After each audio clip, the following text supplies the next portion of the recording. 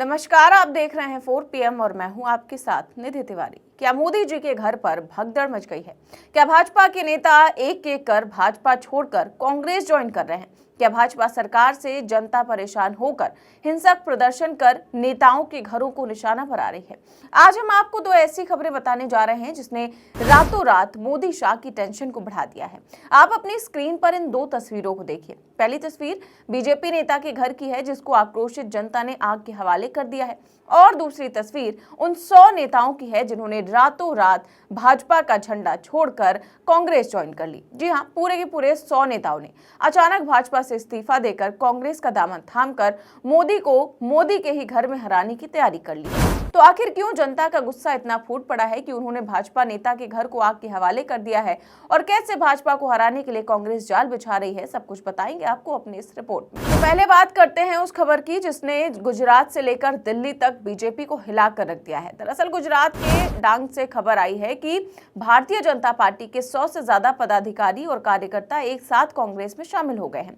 अहमदाबाद स्थित राजीव गांधी भवन में आयोजित एक विशेष कार्यक्रम में डांग के 100 से अधिक भाजपा सदस्यों, नेताओं और सक्रिय कार्यकर्ताओं ने विधिवत रूप से कांग्रेस में प्रवेश किया। गुजरात प्रदेश कांग्रेस कमेटी के अध्यक्ष अमित भाई चावड़ा ने सभी कार्यकर्ताओं को कांग्रेस का पटका पहनाकर पार्टी में स्वागत किया। इस अवसर पर डांग जिला कांग्रेस अध्यक्ष स्नेहल भाई ठाकरे और डांग के पूर्व विधायक मंगल भाई गावित विशेष रूप से उपस्थित रहे। उन्होंने डांग की राजनीति में इस बदलाव को आने वाले चुनावों के लिए निर्णायक बताया। कांग्रेस में शामिल हुए नेताओं ने भाजपा पर कड़ा प्रहार करते हुए कहा कि भाजपा शासन में डांग के विकास के नाम पर केवल भ्रष्टाचार हो रहा है। अंतिम छोर पर खड़े व्यक्ति और समर्पित कार्यकर्ताओं की लगातार उपेक्षा की जा रही है। जनता की बुनियादी समस्याओं को हल करने के बजाय केवल सत्ता का दुरुपयोग किया जा रहा है। वहीं प्रदेश अध्यक्ष अमित भाई चावड़ा ने इस अवसर पर कहा कि डांग के जमीनी कार्यकर्ताओं का कांग्रेस पर यह भरोसा दर्शाता है कि अब जनता परिवर्तन चाहती है। भाजपा की अन्यायपूर्ण नीतियों के खिलाफ अब जनता और कार्यकर्ता खुद मैदान में आ गए हैं। इस जुड़ाव से आदिवासी बेल्ट में कांग्रेस और अधिक मजबूत होगी। अब सोचिए, ये वही गुजरात है जिसका नाम लेकर मोदी जी सालों से विकास का ढोल पीटते रहे हैं। पूरे देश में कहते रहे हैं कि गुजरात मॉडल है, लेकिन आज उसी गुजरात से ये सवाल खड़ा हो रहा है कि आखिर ये विकास किसके लिए था और कितना था। सोचिए, मोदी और अमित शाह का गढ़ माने जाने वाले गुजरात में जहां बिना उनके इशारे के एक पत्ता तक नहीं हिलता, जहां रातों रात मुख्यमंत्री और पूरी कैबिनेट बदल दी जाती है, उसी राज्य में जिला और ब्लॉक स्तर के यानी कि जमीन से जुड़े करीब 100 से ज्यादा नेता एक साथ बीजेपी छोड़कर कांग्रेस में चले जाते हैं। ये कोई सामान्य खबर नहीं है, ये सीधा सीधा बीजेपी के घर में मची हलचल का सबूत है। गौर कीजिए, जब कोई छोटा सा नेता भी बीजेपी ज्वाइन करता है तो देश की गोदी मीडिया चीख चीख कर कहती है कि कांग्रेस में भगदड़ मच गई। लेकिन यहाँ मामला उल्टा है। गुजरात में एक साथ 100 नेता बीजेपी छोड़ रहे हैं, तब वही गोदी मीडिया पूरी तरह से खामोश है। इसी बीच गुजरात में कांग्रेस की जन आक्रोश यात्रा भी चल रही है। ये कोई छोटी मोटी गतिविधि नहीं है। इस यात्रा के जरिए कांग्रेस गुजरात में माहौल बनाने की कोशिश कर रही है। सोशल मीडिया पर इस यात्रा की तस्वीरें सामने आ रही हैं जो बहुत कुछ बयां कर रही हैं।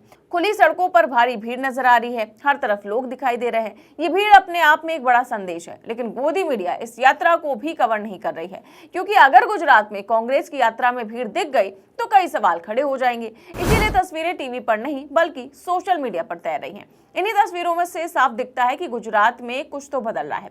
जो राज्य कभी बीजेपी का अभेद्य किला माना जाता था, वहां अब जमीनी स्तर पर दरारें साफ दिखने लगी। ये घटनाएं मोदी शाह के लिए साफ संकेत देती हैं कि अगले साल गुजरात में होने वाले विधानसभा चुनाव जीतना हर बार की तरह आसान नहीं होगा। अब हम आपको असम में हुई हिंसा और आगजनी की कहानी बताते हैं जिसने असम में बीजेपी के लिए मुश्किलें खड़ी कर दी। ये मामला असम के पश्चिम कार्बी आंगलोंग का है, जहां कल लंबे समय से चली आ रही बेदखली की मांग को लेकर प्रदर्शन अचानक हिंसक हो गया। गुस्साए प्रदर्शनकारियों ने केसी के मुख्य कार्यकारी सदस्य और भाजपा नेता तुलीराम रोंगहांग के पैतृक घर को आग लगा दी। इस घटना में पुलिस की गोलीबारी से कम 3 प्रदर्शनकारी घायल हो गए, जबकि एक सीआरपीएफ जवान को भी चोटें आईं। इस दौरान पथराव की घटना भी हुई। हिंसा के बाद जिला प्रशासन ने पूरे इलाके में धारा 163 के तहत पाबंदी लगा दी। 5 से ज्यादा लोग एक जगह जमा नहीं हो सकते। ये घटना तब घटी जब खबर फैली कि भूख हड़ताल पर बैठे कुछ लोगों को पुलिस ने हिरासत में ले लिया है। इसके बाद हजारों की संख्या में लोग सड़क पर उतर आए, हाईवे जाम कर दिया और मार्च करने लगे। वहां तुलीराम रोंगहांग का पैतृक घर है।